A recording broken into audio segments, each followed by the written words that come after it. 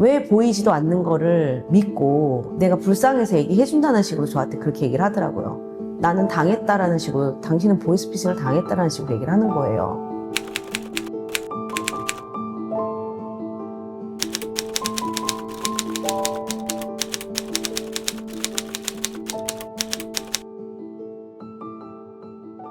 안녕하세요. 반갑습니다. 출연을 결정해 주셔서 감사드립니다.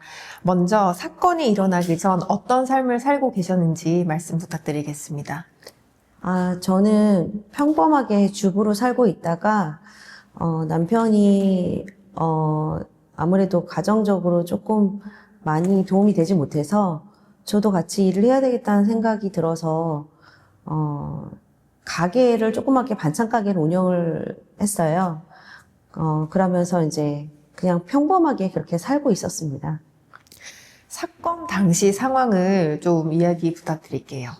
예, 남편이 아무래도 그 가정에 좀 많이 경제적으로 도움이 못 되다 보니까 저도 이제 가게를 시작하면서 여러 가지 뭐 돈이 완전히 풍족한 상태에서 한 게 아니었기 때문에, 대출을 조금 받았었어요.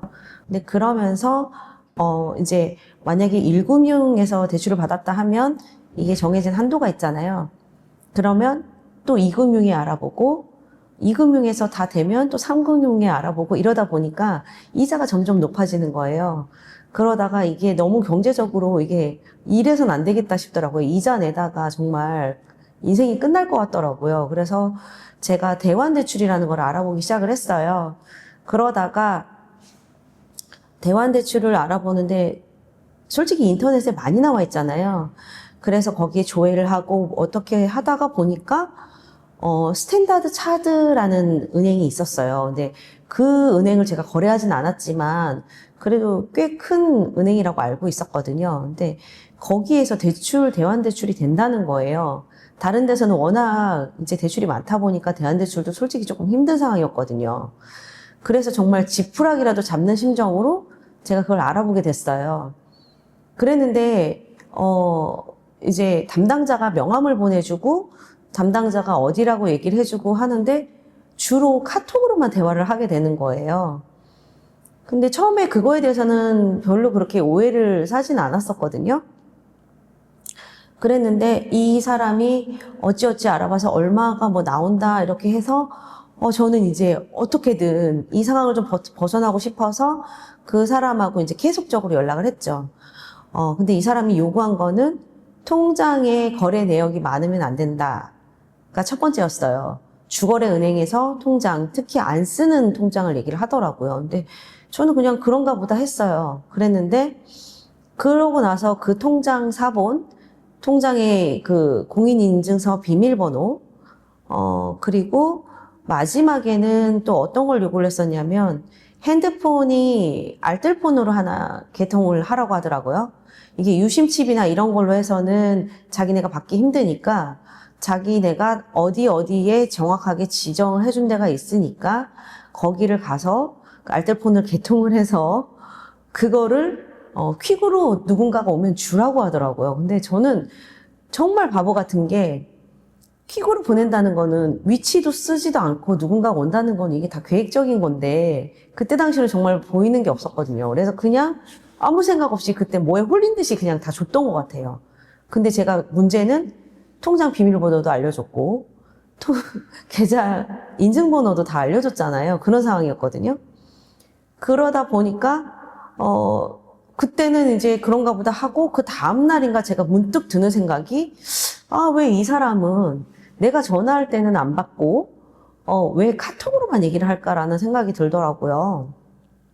그래서 제가 이제, 그분을 언제 만나자고 얘기를 했었어요. 제가 그때 당시로는 지방에 살았었거든요.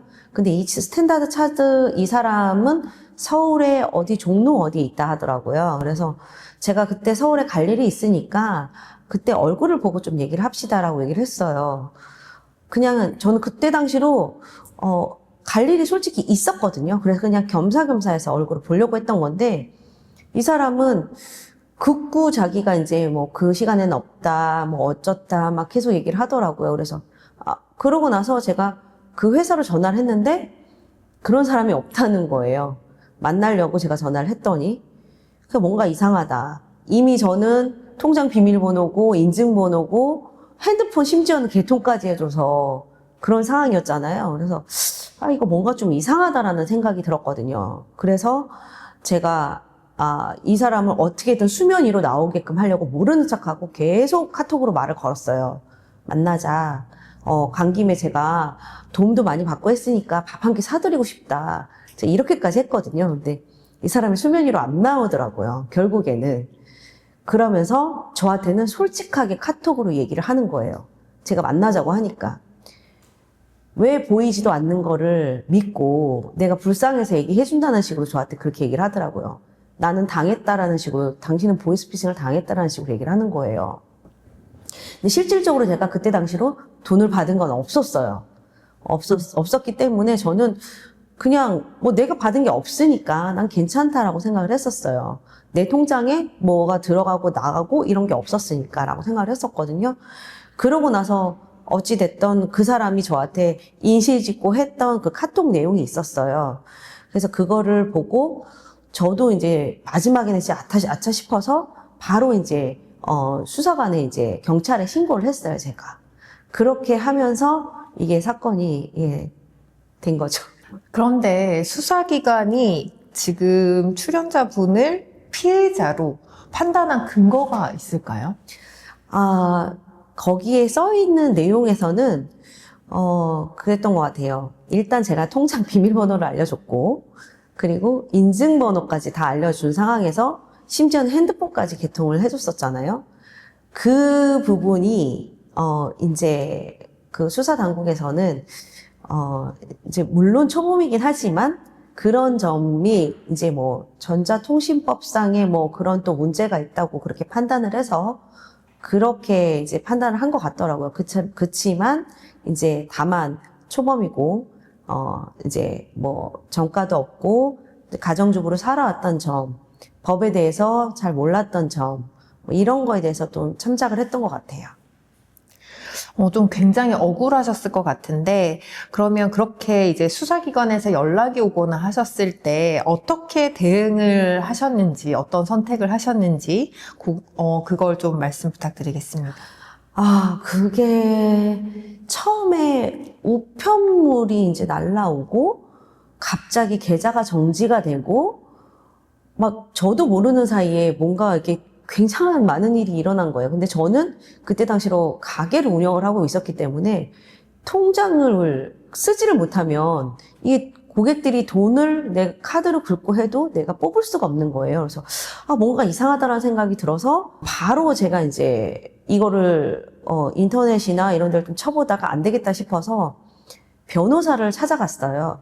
근데 변호사도 이런 사이버나 이런 보이스피싱만 전담하는 변호사님이 따로 계시더라고요. 물어서 제가 찾아가서 그분한테 상담을 하기 시작을 했어요.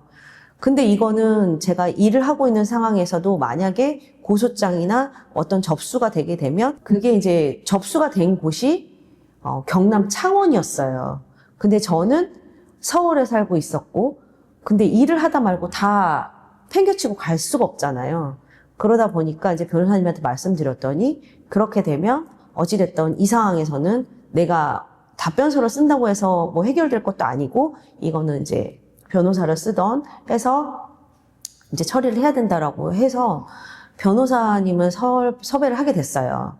그래서 이제 저 대신에 원래는 이제 변호사님이 얘기하시는 거는 본인이 출장을 가게 되면 출장비가 한 50만 원 정도 든다 하시더라고요. 그것도 정말 저렴하게 불러서. 근데 가서 출석만 하면 된대요. 그냥 출석만 해서 예, 아니요만 얘기하면 되는 거라고 간단하게 한 5분도 안 걸린다 하시더라고요. 근데 저는 이런 상황을 저희 남편한테 알리고 싶진 않았거든요. 그게 평생 저한테 뭐랄까, 흠으로 잡힐 것 같고, 제가 되게 무지해서라는 그런 말을 듣기 싫어서 혼자서 정말 어떻게든 해보려고 했었기 때문에 가게를 비우고 가면 분명히 남편이 알 거고 또 가게를 비우면 또 가게에 대한 또 손실률이 또 제가 생기기 때문에 차라리 그 돈으로 변호사님한테 부탁을 하는 게 낫겠다 싶어서 대신 출석도 이제 말씀을 드려서 대신 출석해 주시고 네, 변호사님을 제가 고용을 해서 그렇게 사건을 네, 종료하게 되었습니다. 변호사님께 가장 바랬던 부분이 있었을까요? 그때 당시로는 정말 제 억울함을 좀 간절히 좀 호소해 주셨으면 좋겠다라는 생각을 했어요. 정말 그때 엄청 많이 울었거든요, 제가. 살다가 그런 일을 또 처음 겪어보니까 너무 무서웠고, 그런데 변호사님들 원래 성격 자체가 되게 냉정하실 수밖에 없잖아요. 아무리 제 감정을 이렇게 전달을 한다고 한들 어떤 서면상으로 써 있는 대로 읽는 거에만 불과하기 때문에 되게 좀 불안불안하고 조마조마하긴 했었거든요. 근데 어떻게 해서 좀 믿고 그래도 변호사님이 잘 해주시겠지. 네, 그런 게 제일 좀 많이 바랬던 것 같아요. 제 마음, 억울한 마음 이런 거를 조금 대신해서 잘 얘기해 주셨으면 좋겠다라는 생각을 했어요. 기소유예라는 결과를 얻게 된 뭐 이유가 혹시 무엇이라고 보시나요? 그게 일단은 그런 것 같아요. 이게 전자통신법상의 그런 걸로 인해서는 죄는 인정하지만 저의 초범인 점, 성실하게 살아온 점 그런 거를 감안을 해서 그렇게 내려주신 것 같거든요. 근데 솔직히 뭐 주변에서 보면 이것도 감사한 거다라고 얘기를 하시는데 저 입장에서는 되게 억울하거든요. 왜냐면 이게 저 같은 경우는 이게 형사상의 문제뿐만 아니라 나중에 알고 보니까 제 통장을 거쳐서 이게 자금 세탁이 됐었던 거예요. 5천만 원인가 얼마가 묶여 있다고 이거가 소가 끝난 시점에 한 몇 년이 됐을까? 한 7, 8년이 됐는데 마포 무슨 경찰서에서 그 돈이 피해자 돈이 거기에 묶여 있으니 저한테 와서 이거를 설명을 해줘야 이 사람들이 돈을 가져갈 수가 있다는 거예요. 저도 모르는 돈이 거기 입금이 됐었던 거죠. 그러다 보니까 이 사람들 입장에서는 돈이 일단 오고 갔기 때문에 민사상의 문제도 또 이게 있더라고요. 그래서 저는 만약에 이제 형사적으로도 이렇게 뭐 처분이 어떻게든 나더라도 민사적인 부분은 제가 또 책임을 져줘야 되는 상황인 거예요. 그러면 저는 돈 한 번 만져보지도 못하고 정말 통장에 왔다 갔다는 이유만으로 저는 민사상의 책임도 물어야 되는 상황이었거든요. 그런저런 상황에 대해서 변호사님을 제가 믿고 잘 의지하고 뭐 얘기를 잘 하고 해서 그리고 증거가 일단은 카톡상에 그 사람이 저한테 어떻게 보면 하늘이 도우신 거죠. 거기에 당신은 보이스피싱을 당하셨고 뭐 이런 보이지 않는 거에 대해서 왜 믿냐라는 식의 약간 그런 내용의 카톡에 그런 증거들이 좀 충분했었거든요. 그러다 보니까 그나마 다행히도 기소유예로 끝난 것 같습니다. 보이스피싱을 당하는 일반 사람들이 굉장히 많을 것 같거든요. 네, 맞아요. 네, 굉장히 억울할 것 같은데 이런 점은 좀 주의하고 또 의심해야 된다라고 말씀 가능하신가요? 지금 돌이켜서 생각해보면요. 이 사람들은 우리의 절박함을 이용을 하는 것 같아요. 근데 이거를 이용해서 뭐 얼마를 입금해라. 그래야 이거가 삭제가 돼야 뭐 얼마가 나온다더라. 뭐 이런 경우도 있고 여러 가지 경우가 많더라고요. 보니까.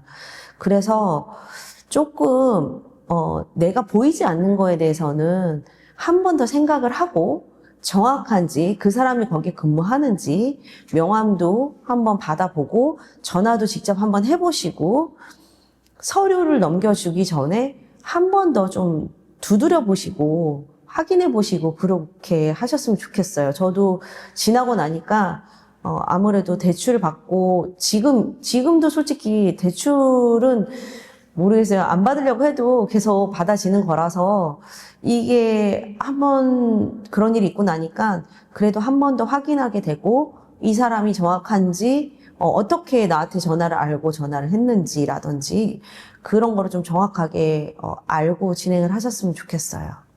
마지막으로 한 말씀 부탁드리겠습니다. 저 같은 피의자, 이렇게 보이스피싱에 연루되고 이런 분들이 많을 거라고 생각을 해요. 그런데 정말 본인이, 어쩔 수 없이 당한 억울함이 있다 하면 혼자 고민하지 마시고 주변에 변호사 상담 꼭 받으셔가지고 억울함 해소하시길 바래요.